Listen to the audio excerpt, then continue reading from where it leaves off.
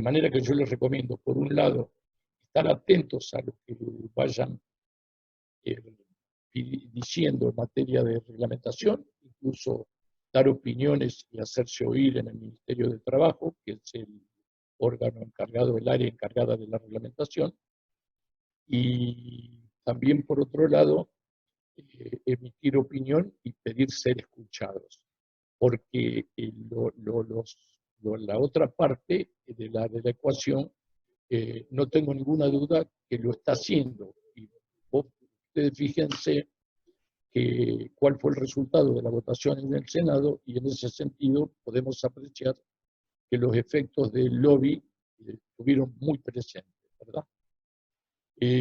Otro tema que toca también a la cuestión laboral y a la disparada que generó eso en la pandemia y el aceleramiento que provocó, es el tema de los mal llamados trabajadores de plataformas.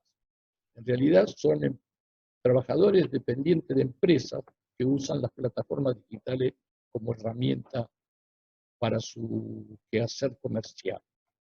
Y son, por ejemplo, Uber, tal es así de que se ha utilizado el término uberización del trabajo, y bueno, también las plataformas que utilizan las empresas Globo, Pronto Ya, Pedido Ya, Rápido.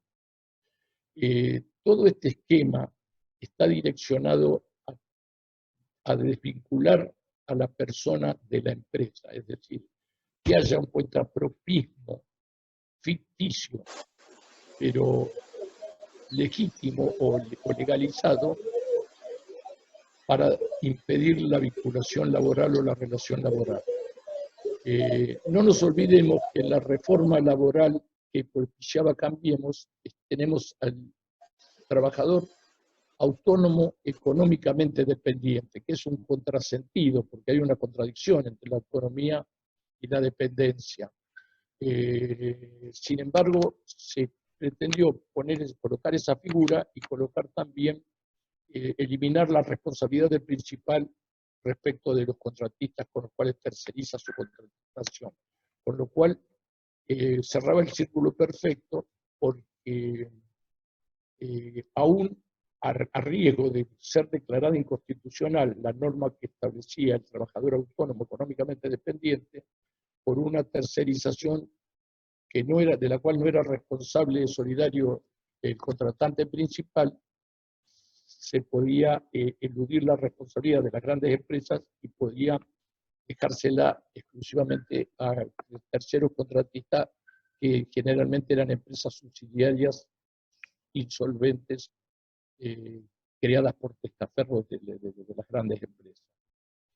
Eso es lo que está en juego en este momento, y lo que, la pulseada que se viene en la pospandemia. Los que procuran hacer del trabajo una variable de ajuste económico, y los que procuramos que el trabajo esté en la naturaleza humana y sea productivo para el hombre, para el ser humano. No voy a hacer una cuestión de género con la terminología, para el ser humano. Porque desde el punto de vista de la economía, no cabe ninguna duda que yo, empresario, prefiero desligarme de las cargas laborales y de toda obligación o todo riesgo económico. Pero el trabajador es el que pone en juego su proyecto de vida en la relación trabajador-empleador. En cambio, tanto que el empleador lo único que pone en juego es parte de su patrimonio, porque pone en juego plata, nada más.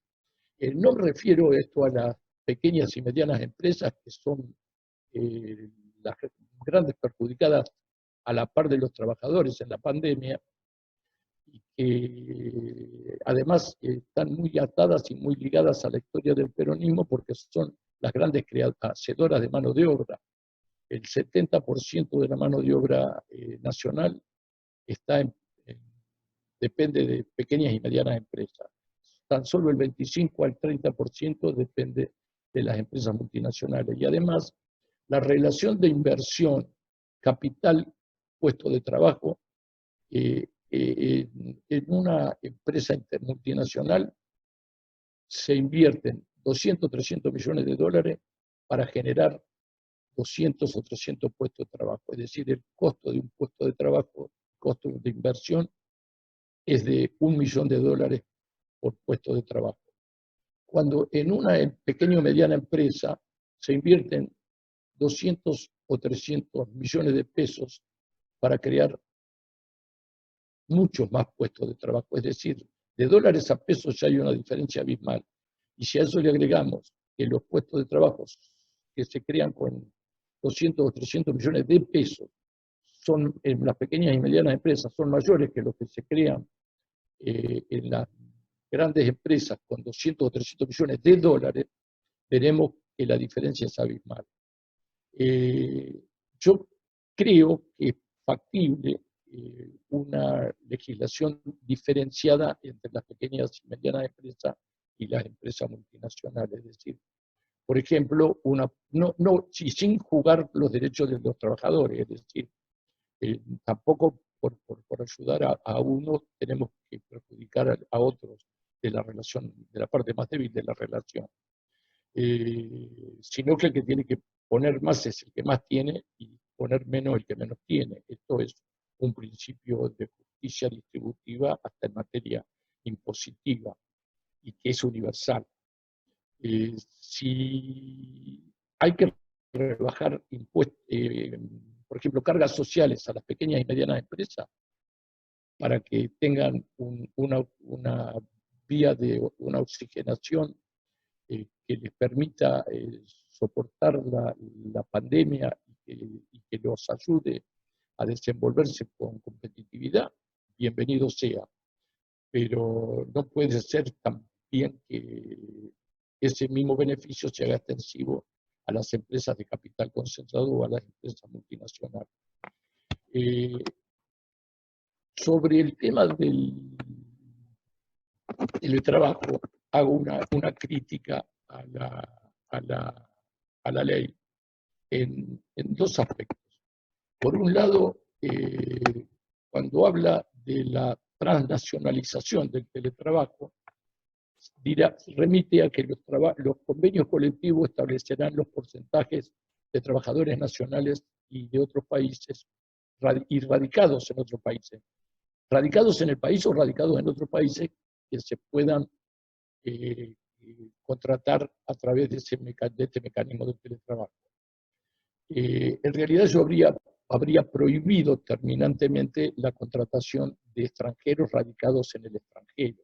Es decir, hubiera preferido hacer que fueran gente radicada en el país el 100% de los trabajadores. Este es un signo de... Pero también, digamos, ha sido, o posiblemente haya sido, producto de negociaciones en el marco de la unificación de los proyectos, y la mejor ley es la ley posible, porque la ley que nos gusta a todos, que es la que no le gusta a uno, es la ley que no le gusta a todos y que no puede ser posible. De manera que en una negociación hay que dar y recibir, y en ese sentido prefiero tener una ley con esa falencia a no tener ninguna ley, porque ninguna ley es la que beneficia a los sectores del capital concentrado. Por otro lado, también estoy pensando en que